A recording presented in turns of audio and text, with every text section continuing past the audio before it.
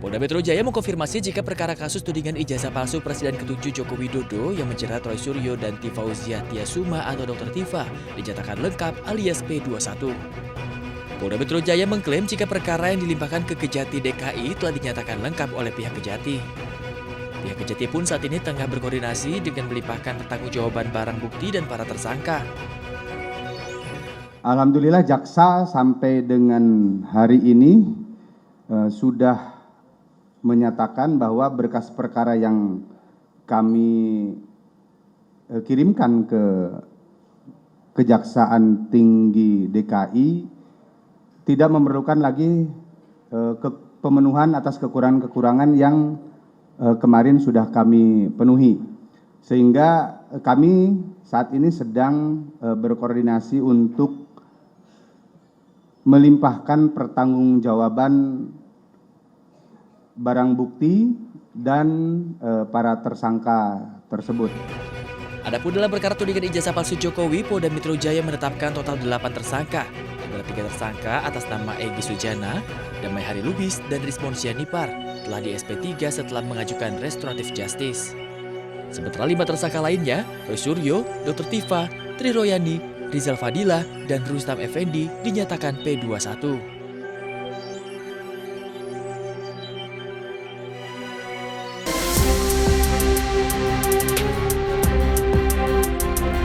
Ratusan koper milik jemaah haji Indonesia mulai dikumpulkan di area pemondokan untuk melewati proses penimbangan awal sebelum diangkut ke bandara. Prosedur ketat langsung diterapkan oleh petugas keamanan penerbangan di lokasi. Petugas mengizinkan penggunaan lakban secara wajar bagi koper yang rusak namun melarang keras penggunaan tali rafia. Tali temali yang melilit koper tersebut terpaksa digunting dan diputus oleh petugas karena akan menghambat proses pemeriksaan sinar X di bandara.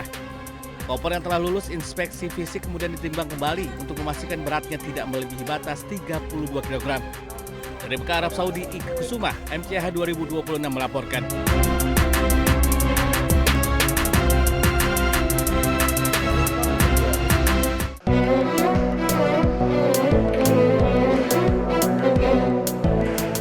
Video amatir merekam proses pembongkaran koper jemaah haji yang terdapat air zam-zam di dalamnya. Petugas penyelenggara ibadah haji PPIH Arab Saudi mengingatkan jemaah haji Indonesia agar mematuhi aturan bagasi saat pemulangan ke tanah air. Salah satu pelanggaran yang masih banyak ditemukan adalah penyimpanan air zam-zam di dalam koper bagasi. Kepala Daerah Kerja Bandara PPIH Arab Saudi mengingatkan jemaah untuk tidak membawa air zam-zam karena akan berpotensi dibongkar kopernya. Jemaah haji akan mendapatkan haknya berupa air zam-zam di tanah air yang telah didistribusikan ke asrama haji di kabupaten kota. Selain air zam-zam, jemaah juga diingatkan untuk tidak membawa barang-barang yang dilarang dalam bagasi maupun kabin, seperti senjata tajam, senjata api, dan powerbank yang disimpan di bagasi. PPIH juga mengingatkan batas barang bawaan yang diperbolehkan maskapai. Setiap jemaah hanya diperkenankan membawa 1 koper bagasi dengan berat maksimal 32 kg, 1 koper kabin maksimal 7 kg, serta tas paspor.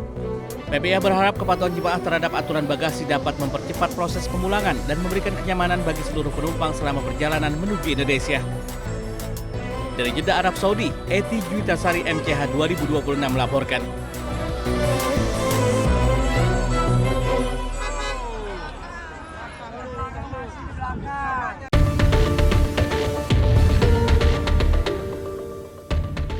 Gerakan Perlawanan Libanon Hizbullah mengumumkan serangkaian operasi militer yang menargetkan pasukan Israel, infrastruktur militer, dan permukiman di Palestina Utara yang diduduki. Pasukan pendudukan Israel tetap tidak mampu mengkonsolidasikan kemenangan meskipun telah berbulan-bulan berperang di Lebanon Selatan. Menurut pernyataan yang dikeluarkan Hizbullah, para pejuang mereka melakukan serangan terhadap konsentrasi pasukan Israel, kendaraan militer, dan pusat komando. Hizbullah juga melancarkan serangan roket dan operasi drone yang menargetkan permukiman dan situs militer di seluruh Palestina Utara yang diduduki.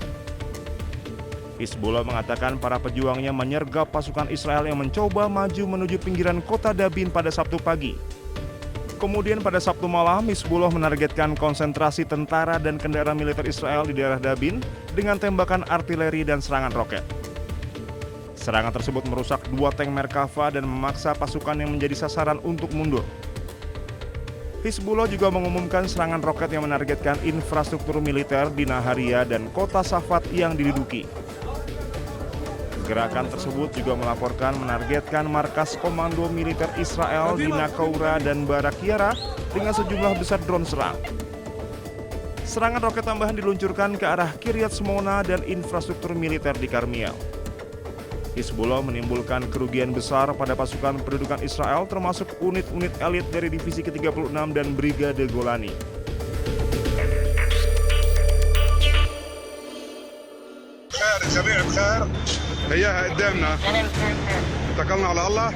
Militer Israel melancarkan gelombang serangan udara besar-besaran dan meluluhlantahkan kota Tyre, Lebanon Selatan.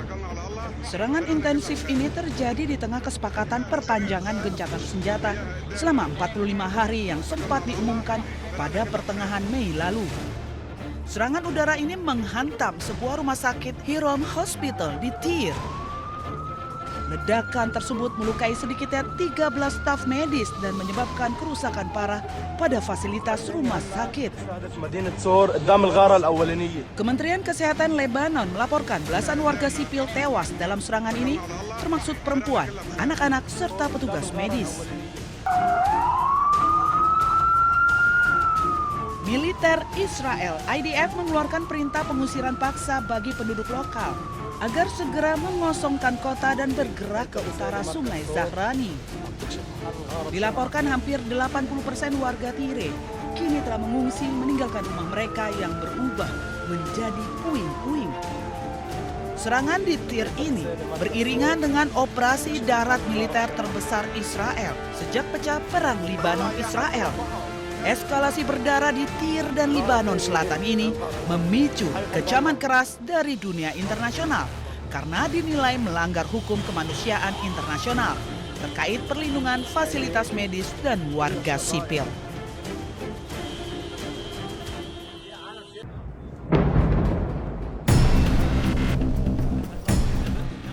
Kota Nabatia, Lebanon kembali dibombardir Israel. Di tengah gempuran dan kondisi gawat darurat, para medis dan relawan berusaha mengevakuasi warga yang menjadi korban serangan. Di bawah tekanan dan ketakutan akan serangan terhadap para medis, mereka melakukan upaya penyelamatan namun juga harus menghadapi ancaman keselamatan terhadap nyawa mereka. Para medis di Lebanon berulang kali menjadi target serangan Israel saat melakukan upaya penyelamatan. Rumah sakit yang beroperasi di Nabatie hanya tersisa sedikit juga menjadi target serangan.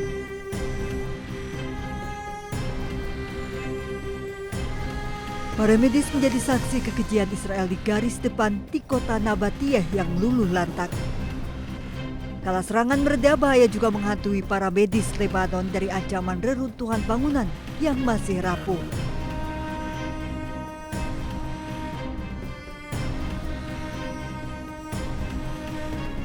Pasca serangan Israel ke Nabatie, evakuasi korban luka dan meninggal menuju ke fasilitas medis juga menghadapi ancaman serangan Israel yang kerap menargetkan mobil ambulans.